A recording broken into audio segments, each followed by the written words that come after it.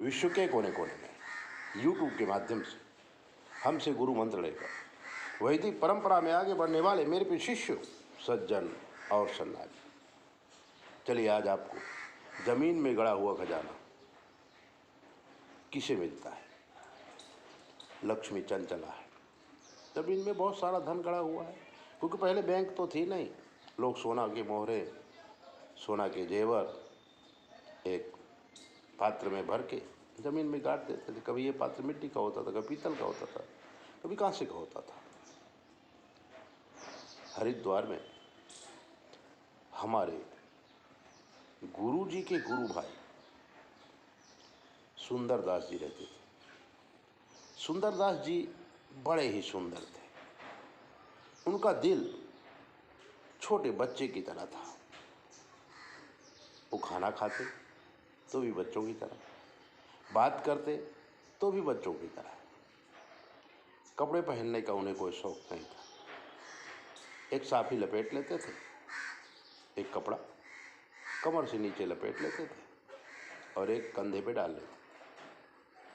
एक तुलसी की माला उनके गले में हमेशा रहती थी, जो उनके गुरुजी ने उन्हें दिया था। छोटा सा मंदिर था, रहने के लिए 2-4 रूम थे, 4-5 गायें थीं, 2-4 शिष्य लोग आते रहते थे। और गुरुजी शाम को 7 से लेकर के 8:30-9 बजे तक शास्त्रों की चर्चा किया करते थे, और जो लोग पूछते थे तो उनको बता देते थे। एक दिन एक सेठ आया, जो जमींदार भी था, और उसने गुरुजी से पूछा, गुरुजी आज मुझे अपने पूर्वजों की एक बही मिली है। बही मतलब चौपड़ा, बुक। उसमें लिखा हुआ है कि इस खेत में 5 किलो सोना गड़ा हुआ है,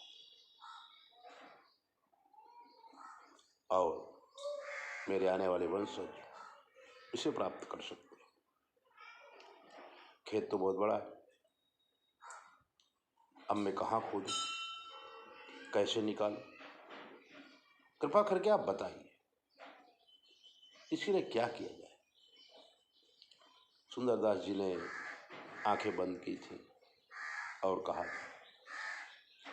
कि बेटा, ये लक्ष्मी तेरी किस्मत में नहीं है, लेकिन तेरे पूर्वजों का भाव था, कुछ मिल सकता है।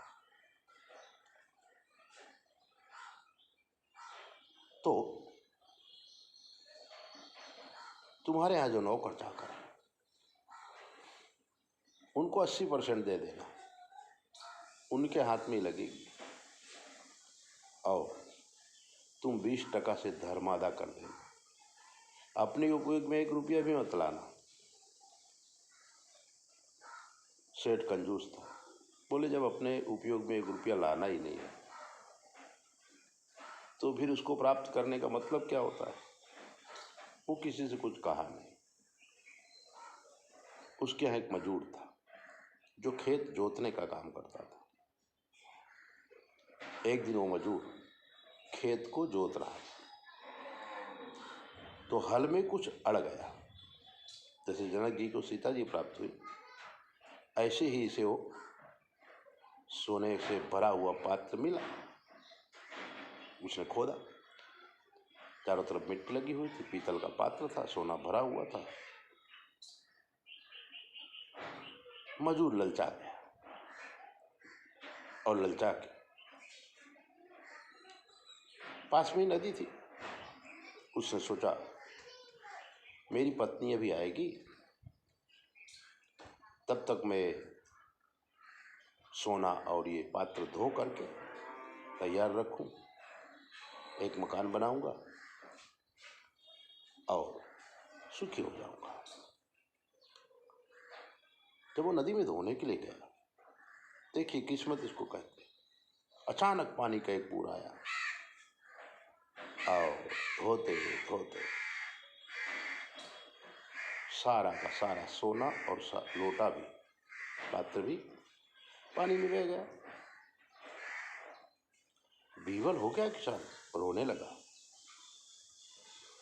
और रोते रोते कहता है, आई और चली गई, आई और चली गई, आई और चली गई, पागल जैसा हो गया। तभी उसकी औरत खाना लेके आई। उसने चारों तरफ देखा तो नदी किनारे उसका पति खड़ा था और चारों तरफ नाच रहा था, आई और चली गई, आई और चली गई। और दौड़ती हुई गई, बोले क्या आई, कौन आई थी? उसको दूसरी शंका होगी कोई औरत आई थी। कौन आई थी और कहाँ चली गई? लाखों बार पूछने के बाद उसने कहा कि ऐसा ऐसा हुआ। औरत भी पगला गई। बोले तुमने उसको क्यों धोया, तुमने उसको क्यों धोया, तुमने उसको क्यों धोया? अब दोनों पति पत्नी नदी के किनारे ही पागल करने लगे। उसका लड़का है, लड़के ने माँ बाप की दशा देखी, बहुत प्रेशर करके पूछा तो उन्होंने सब बात बताई। तो लड़के ने कहा कि हमारी किस्मत ही खराब है, हमारी किस्मत ही खराब है, हमारी किस्मत ही खराब है। वहीं से एक संत निकल रहे थे, इनकी दशा देखी, पानी का छिड़काव किया, प्रश्न किया और फिर ज्ञान दिया। कहने का मतलब ये कि चंचला कहा गया है लक्ष्मी को। लक्ष्मी प्राप्त करने के लिए कर्म करना पड़ता है। अगर आप चाहें कि फ्री ऑफ चार्ज में लक्ष्मी मिल जाए तो नहीं मिलती है। लक्ष्मी किसी के बाप की नहीं है। इसका मन होता है, दर्शन देती है, फिर चली जाती है, और इसका मन होता है, थोड़े दिन तक रुकती है। अगर रुके, इसके लिए हम उस श्री की उपासना करनी चाहिए। ऐसी दिव्य बातें जानने के लिए चैनल सब्सक्राइबर करो, लाइक करो और 9825200108 पर फोन करो और फिर कुछ भी पूछो। शास्त्र के मत के अनुसार हम आपको जवाब देंगे, वो भी बिल्कुल फ्री। जय भोले। अपना ध्यान रखा करो।